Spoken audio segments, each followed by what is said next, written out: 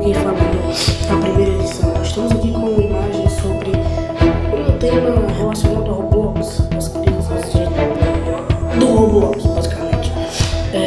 Vejam essa imagem. Você pode ver nas imagens crianças reclamando de Felca por zero motivos. Onde iremos chegar com isso?